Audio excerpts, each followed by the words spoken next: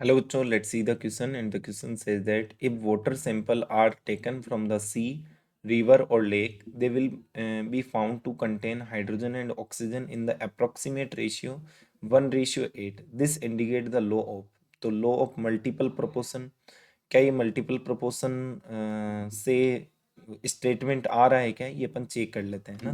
तो देखो multiple proportion लो क्या कहता है कि कोई भी दो कंपाउंड है, जैसे H2O2 है और अपने पास क्या है H2O है, इनमें हाइड्रोजन और ऑक्सीजन का जो रेशियो है बाई मास वो अपन पता करें तो देखो 2 रेशियो क्या आएगा बेटा 32, यानी कि 1:16 आएगा। जबकि यहाँ अपन हाइड्रोजन और ऑक्सीजन का बाई मास रेशियो पता करें तो ये आएगा 2:16 यानी कि 1:8। ठीक है, तो यहाँ देखो एक जना तो क्या आ रहा है, फिक्स आ रहा है, यानी कि हाइड्रोजन फिक्स रेशियो में जुड़ रहा है। दूसरा जना जो है यानी कि दूसरा ऑक्सीजन जो है, दूसरा एलिमेंट क्या कर रहा है, अदर रेशियो में कनेक्ट हो रहा है। तो वो के क्या आ रहा है 16:8 आ रहा है, यानी कि उसका जो रेशियो होगा वो एक अपने पास क्या होगा, इंटीजर नंबर होगा। तो या फिर देखो एक सिंपलेस्ट रेशियो होगा, तो सिंपलेस्ट रेशियो आ रहा है 1:2, कोई भी अपने पास फ्रैक्शन में नहीं आ रहा है। ठीक है, तो ये लो ऑफ मल्टीपल प्रोपोर्शन का अपने पास स्टेटमेंट है कि कोई भी दो एलिमेंट जो हैं वो जुड़कर एक से ज्यादा तरह के कंपाउंड बना सकते हैं। जब वो इस तरह के कंपाउंड बनाते हैं तो एक जना फिक्स रेशियो में जुड़ता है, दूसरा वाला क्या होता है, वेरिएबल रेशियो में जुड़ सकता है, लेकिन उसका जो रेशियो रहेगा वो क्या रहेगा, एक सिंपलेस्ट रेशियो रहेगा। तो मल्टीपल प्रोपोर्शन तो यहाँ पे इनकरेक्ट हो जाता है। डिफाइनेट प्रोपोर्शन की बात करें तो ये बात बोलता है, क्या बात बोलता है, ये कहता है कि चाहे आप कंपाउंड को किसी भी सोर्स से लेके आओ, तो इररेस्पेक्टिव द सोर्स उसमें जो आपके पास एलिमेंट होंगे उन एलिमेंट का रेशियो जो रहेगा वो हमेशा सेम रहेगा। जैसे बाई मास H2O में अपन रेशियो पता करें तो देखो H2O में मोल कितने हैं, 2 मोल हैं, तो इसका मास कितना हो जाएगा 2। ऑक्सीजन का 1 मोल है तो इसका मास हो जाएगा 16, तो यहाँ हो जाएगा बेटा 1:8।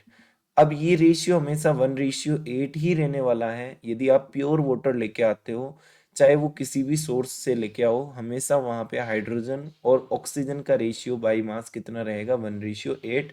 This is given by the definite proportion और कांस्टेंट प्रोपोर्शन लो। ठीक है, तो बी ऑप्शन यहाँ पे करेक्ट है। रेसिप्रोकल प्रोपोर्शन देख लेते हैं। रेसिप्रोकल प्रोपोर्शन क्या कहता है कि मान लेते हैं कोई एलिमेंट जैसे सल्फर है, ये क्या कर रहा है, दो एलिमेंट के साथ कनेक्ट हो रहा है। ठीक है, इसे पूरा ही कट कर देते हैं इसको। जैसे ये सल्फर है, सल्फर दो के साथ कनेक्ट हो रहा है, एक तो हाइड्रोजन के साथ और एक ऑक्सीजन के साथ। ठीक है, तब ये बना रहा है बेटा H2S और यहाँ बना रहा है बेटा ये SO2 बना रहा है। ठीक है ना। तो अब देखो सल्फर इसके साथ कनेक्ट हुआ तो H2S बनाया, यहाँ हाइड्रोजन और सल्फर का रेशियो पता कर लेते हैं, यहाँ हम ऑक्सीजन और सल्फर का रेशियो पता कर लेते हैं। ठीक है, तो देखो यहाँ पे कितना आएगा बेटा, 2 रेशियो सल्फर का होता है बेटा 32, यानी कि 1 रेशियो क्या आ जाएगा 16।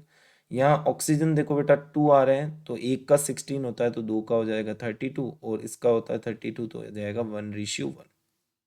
ठीक है, अब हाइड्रोजन और ऑक्सीजन भी कनेक्ट हो सकते हैं, ये बनाएंगे H2O, तो हाइड्रोजन और ऑक्सीजन का यहाँ पे अपन पता कर लेते हैं। ठीक है, रेशियो, तो वो आ जाएगा 2:16 यानी कि 1:8। अब इन रेशियो को ध्यान से देखें तो देखो यहाँ पे हाइड्रोजन जो है, ये जो सल्फर है ये यहाँ भी कनेक्टेड है और ये सल्फर यहाँ भी कनेक्टेड है। यहाँ अपन देखें तो ऑक्सीजन के साथ ये जब कनेक्टेड है तो इसको थोड़ा सा रेशियो को सही से अपन कर लेते हैं, इसको 2 से कट करते हैं ना, तो यहाँ आ जाएगा बेटा 16 और यहाँ भी आ जाएगा बेटा 16। इससे होगा क्या, जो सल्फर का रेशियो यहाँ 16 आ रहा है और यहाँ 16 आ रहा है वो क्या हो गया, फिक्स हो गया। ठीक है, अभी देखो हाइड्रोजन का रेशियो ऑक्सीजन के साथ लो, तो हाइड्रोजन का रेशियो ऑक्सीजन के साथ जब दो अलग अलग कंपाउंड में लेंगे तो ये आएगा 1:16। ठीक है, लेकिन जब हाइड्रोजन और ऑक्सीजन इंडिविजुअली खुद जुड़ रखे हैं तब इनका रेशियो कितना आया, 1:8 आया है। अब ये जो रेशियो है और ये जो रेशियो है, इन दोनों का आपस में आप क्या करो, कंपैरिजन करो। जब इन दोनों का कंपैरिजन करोगे तो आप पाओगे कि ये जो रेशियो है ये इसका सिंपलेस्ट रेशियो ये है। यदि आप इसको क्या कर दो, यहाँ पे देखो 1 का क्या आ रहा है, 1 आ रहा है। ठीक है, 8 का देखो सिंपलेस्ट रेशियो फॉर्म आ रही है 8 2 6। समझ आई बात, यानी कि जब कोई दो एलिमेंट जो हैं वो एक बार तो इंडिविजुअली जुड़ रहे हैं, एक बार किसी एक फिक्स एलिमेंट के साथ कनेक्ट हो रहे हैं, तो इंडिविजुअली कनेक्ट होने पर जो रेशियो आएगा वो रेशियो दो अदर एक अदर एलिमेंट के साथ कनेक्ट होने पर आने वाले रेशियो का क्या होगा, सिंपलेस्ट फॉर्म होगा। ठीक है, समझ में आ गई बात। तो ये होता है reciprocal proportion. None of these होगा नहीं, तो यहाँ पे ऑप्शन सी भी क्या है, इनकरेक्ट है, क्योंकि हमारी जो बात कह रखी थी वो ऑप्शन सी यहाँ पे एक्सप्लेन करता नहीं है। डी इनकरेक्ट है, ए इनकरेक्ट है, तो B option will be the correct answer of this question. I hope all of you understand this question very well. Thank you and best of luck for your next